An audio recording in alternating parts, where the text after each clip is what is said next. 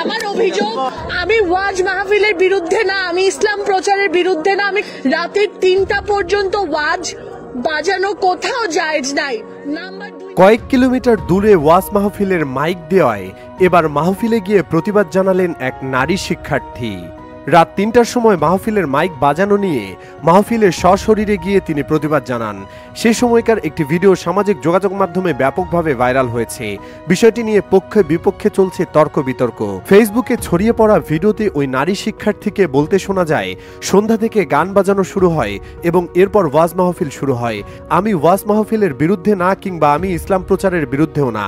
আমার কথা হলো রাত 3টা পর্যন্ত ওয়াজ মাহফিলে মাইক বাজানোর ব্যাপারটি জায়েজ কিনা। তিনি আরো বলেন, আপনারা যেহেতু এখানে ওয়াজ করছেন তাই মাইকগুলো এই জায়গায় থাকা পর্যন্তই যথেষ্ট। তবে 3 কিলোমিটার দূরে আমার বাসা, সেখানে তো মাইক দেওয়ার কোনো যৌক্তিকতা নেই।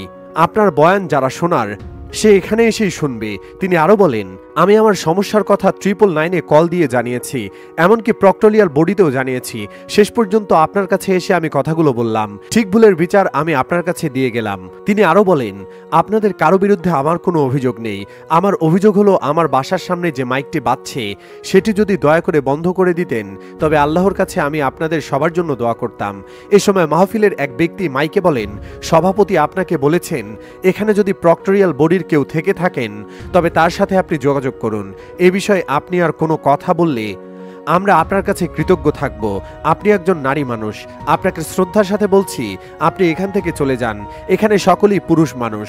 যদি আপনার কোনো অভিযোগ থাকে তবে আপনি সভাপতির সাথে যোগাযোগ করুন।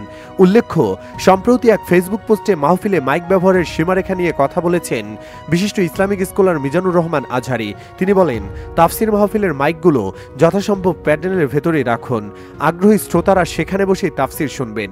তিনি আরও বলেন, শহরের ভেতরকার মাহফিলগুলোতে দূর দূরান্ত মাইক বসিয়ে গভীর রাত পর্যন্ত আলোচনা করে অসুস্থ, বৃদ্ধ, শিশু, অমুসলিম ও ঘুমান্ত মানুষদের কষ্ট দেওয়া আমাদের জন্য উচিত নয়। আর তাদেরকে এই আলোচনা শুনতে বাধ্য করার অধিকারই বা আমাদের কে দিয়েছে? তার ভাষ্য, এভাবে চলতে থাকলে চিরায়ত এই দ্বীনি ঐতিহ্যের মাহফিলগুলো আধুনিক সমাজে তার আবেদন হারাবে। দয়া করে ইসলামী প্রোগ্রামগুলোকে বিতর্কিত করা থেকে বিরত থাকুন। আমাদের কোনো আচরণে বা কার্যক্রমে বিরক্ত হয়ে কেউ যদি ইসলামের ব্যাপারে বিরূপ মনোভাব পোষণ করে তার পুরো দায়ভার আমাদের, ইসলাম ধর্মের নয়। মূলত বাংলাদেশের শহর, গ্রামাঞ্চল কিংবা পাড়া মহল্লায় অবস্থিত মসজিদ, মাদ্রাসা কিংবা কোনো ব্যক্তি বা প্রতিষ্ঠানের উদ্যোগে ওয়াজ মাহফিল বা তাফসিরুল কোরআন মাহফিলের আয়োজন করা হয়। বিশ্বের অন্যান্য দেশে এমন দৃশ্য সাধারণত দেখা যায় না। আয়োজিত এসব ওয়াজ মাহফিলে বিজ্ঞ আলেম, পীর মাশায়েখ ও বুজুর্গগণ সাধারণ মুসলমানদের জন্য ধর্মীয় নানা বিষয় নিয়ে দিক নির্দেশনামূলক বক্তব্য দিয়ে থাকেন। দূর দূরান্ত থেকে পায়ে হেঁটে, সাইকেল বা বিভিন্ন যানবাহনের মাধ্যমে ধর্মপ্রাণ মুসলমানরা এসব ওয়াজ মাহফিলে অংশগ্রহণ করে থাকেন। এ সময় সারা রাত জেগে গভীর আগ্রহ সহকারে তারা কোরআন হাদিসের আলোচনা শোনেন। পর্দার আড়ালে মহিলারাও নিজ বাসা বাড়িতে বা আত্মীয়ের বাড়িতে এসে ওয়াজ শুনে থাকেন। মূলত শান্তি, সম্প্রীতি এবং কল্যাণের বাণী ছড়িয়ে দিতে ওয়াজ মাহফিলে বিভিন্ন রকম আলোচনা করা হয়। তবে ইসলামিক স্কলাররা মাহফিলগুলোতে সামাজিক রেওয়াজ মেনে চলার ব্যাপারে আলোকপাত করেন।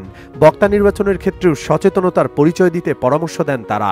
তাদের মতে, জ্ঞানী ও যুগ সচেতন আলেমদের মাহফিলে দাওয়াতের ক্ষেত্রে অগ্রাধিকার দেওয়া জরুরি।